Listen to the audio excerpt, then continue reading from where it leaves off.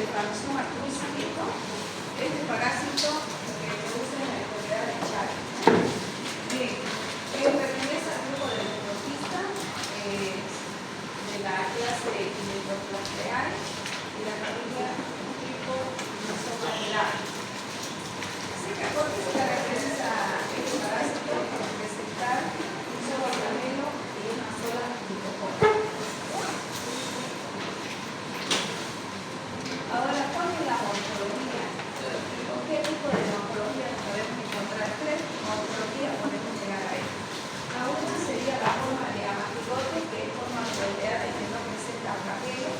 La otra es la forma de tricomatigote, que presenta flagelo, y el tricomatigote se puede presentar tanto en el vector como también en el hombre, en el mamífero infectado.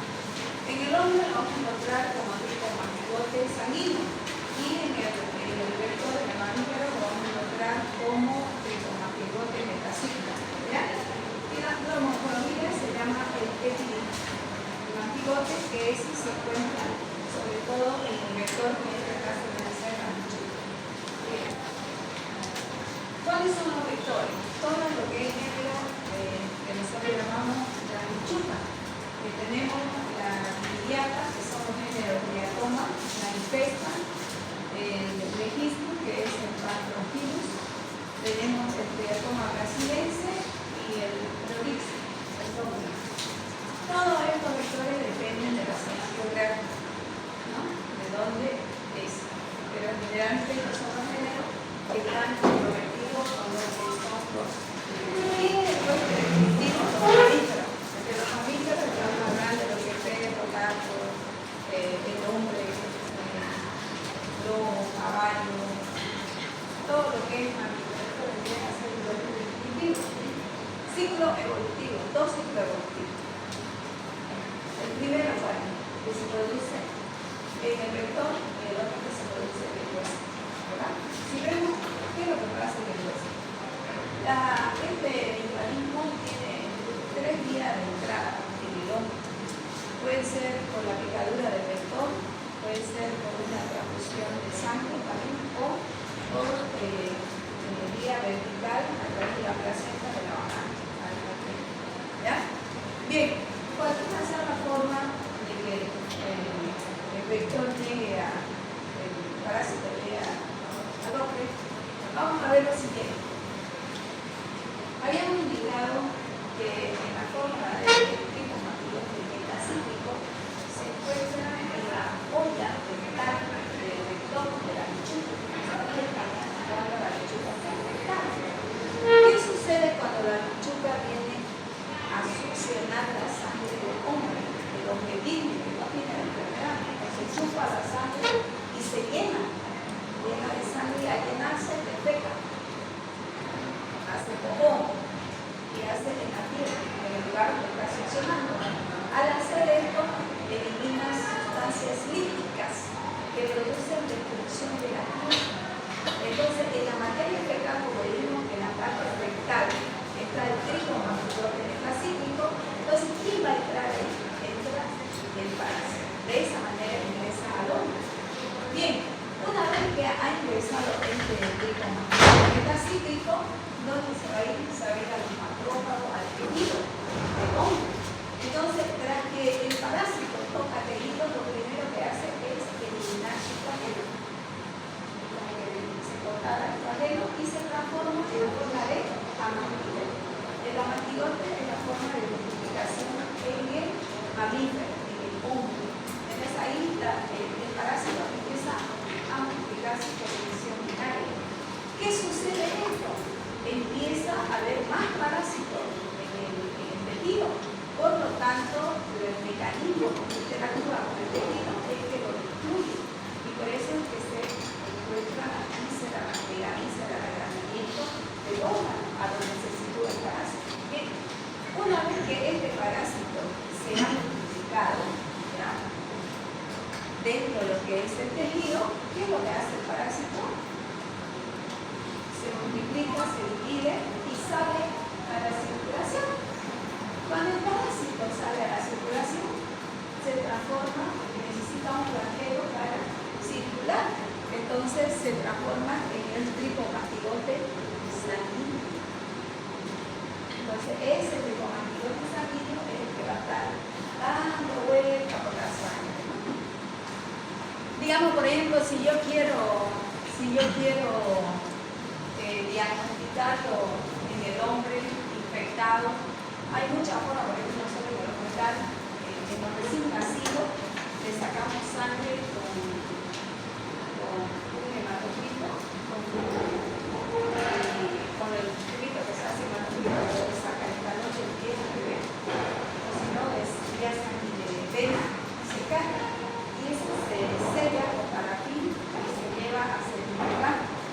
Y podemos hacer dos trabajos. Uno, en el lugar donde están los glóbulos blancos, le podemos colocar una gotita de aceite y le haga el microscopio. Si está el tricomastigote sanguíneo, vamos a ver los datos andar.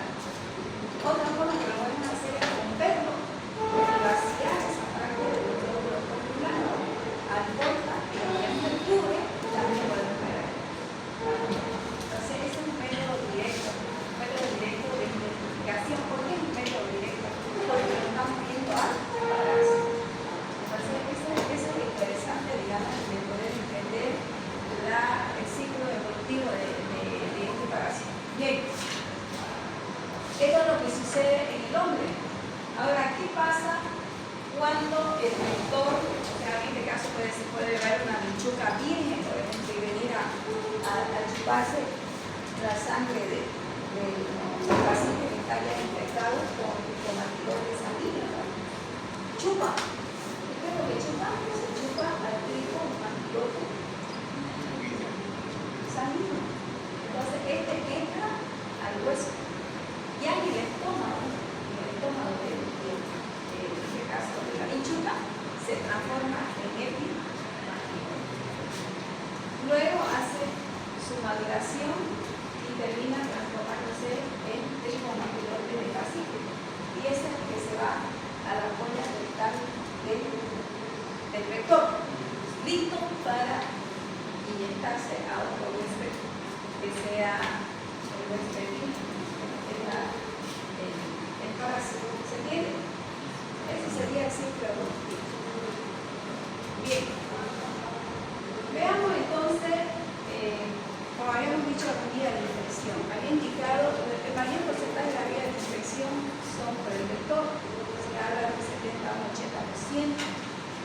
Y ustedes saben que la zona endémica es donde hay más predominio. También hablamos con una transfusión de sangre cuando antes, en años antes, transfundían la sangre sin hacer los estudios de laboratorio para ver HIV, sífilis, ripanosoma, no había estándar de parámetros. Entonces, de esa manera se pudo también contagiar a muchos pacientes haciendo la transfusión de sangre. Entonces, la otra vía de adquirir con la transfusión sanguínea. Pero actualmente, ya eso ya no viene a ser un peligro. ¿Por qué? Porque yo transfundo para transfundir, me quiero un banco de sangre, el banco de sangre me hace con todas las pesquisas. Bien. Luego tenemos, por ejemplo, si yo tengo un chaga y mi bebé me embaraza y tengo un bebé, a través de mi placenta le voy a transmitir chaga al bebé. Entonces se llama transmisión vertical placental genética.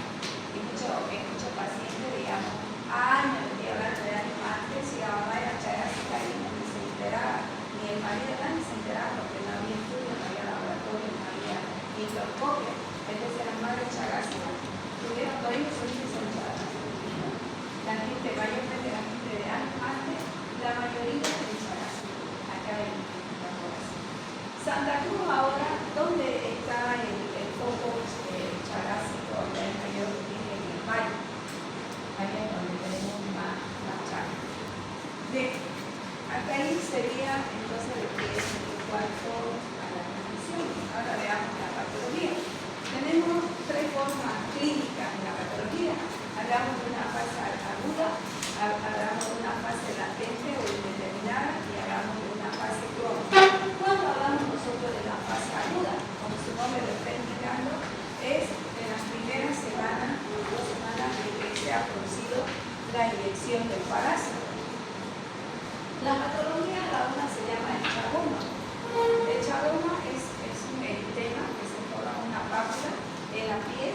cualquier lugar de la piel donde hubiese picado la lechuga.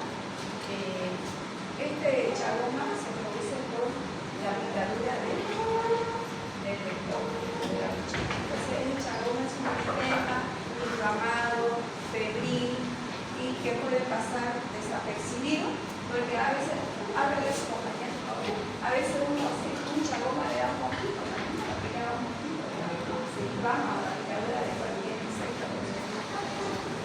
Bien, la segunda sería el signo de Romaña, que puede ser unilateral o bilateral. ¿A qué se refiere esto? Así se abre, no se puede abrir. Así para un lado. ¿Y quién lo pegó? Tengo que todo estar cerrado. Decite vos que yo le tengo.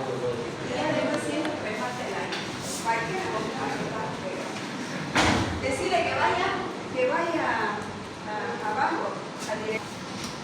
Como les decía, puede ser unilateral o bilateral, o sea, afectar un ojo al otro ojo. Lo que se produce es una inflamación y una acumulación de líquido linfático ahí en los párpados. Entonces vamos a ver también un proceso inflamativo que se llama el signo de Romaña, ¿ya? Que también se ve eritematoso y el febril. Esto también es corto el periodo, o sea, puede pasar desapercibido. Hasta una picada de teto, de abeja, que da a sacar de la otra forma latente, antes me olvidaba, chicos, en la fase aguda, hay una alta parasiteria, que se llama acoparásito. En cambio, en la fase indeterminada o la fase latente, los parásitos disminuyen y ya empiezan a aparecer los anticuerpos. Esta fase, al disminuir los parásitos y empezar a aparecer los anticuerpos, ya podemos encontrar una respuesta inmunológica, ¿no? Y es una fase muy larga. ¿Por qué es muy larga? Porque puede durar hasta más de 10 años. O sea, estar en esta fase y no llegar a la fase crónica. Y es una fase que no lo puedes determinar. O sea, es muy difícil de determinar esta fase. ¿Por qué? Es muy difícil. Porque se va a caer el cuerpo. Es una fase muy difícil de determinar. ¿Por qué? Porque no hay parásito y la respuesta del anticuerpo es muy baja. Entonces, ahí, digamos, una de las pruebas que nos serviría bastante a nosotros serían las pruebas de PCR para determinar. Bien. La fase crónica de la enfermedad. Bien, es muy importante saber, chicos.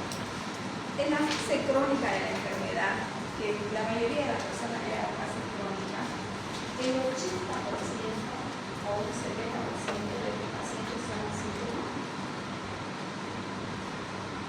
Y se podría dar un 30, una literatura de 120 de pacientes que sí llegan a tener la sintomatología y la patología. ¿A qué se refiere?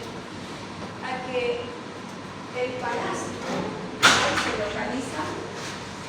Ábrala y póngale una silla. Díganme que nos encerraron. Ábrala. Gracias. No, yo digo que no la cierren, porque nos hemos quedado encerrados. Asustada estábamos encerrados. Yo lo pongo a todo. No hay por dónde salir porque todo está hermético. ¿Se puede? Por ahí está hermético. Póngale una silla a la fuerza, porque no va a faltar otro plástico. Yo espero que me den mi infarto. Chica, ustedes pueden ser más vida, se han quedado encerrados, vamos a buscar llaves. ¿Hemos dicho eso? Bueno, están encerrados de parásito. Ya.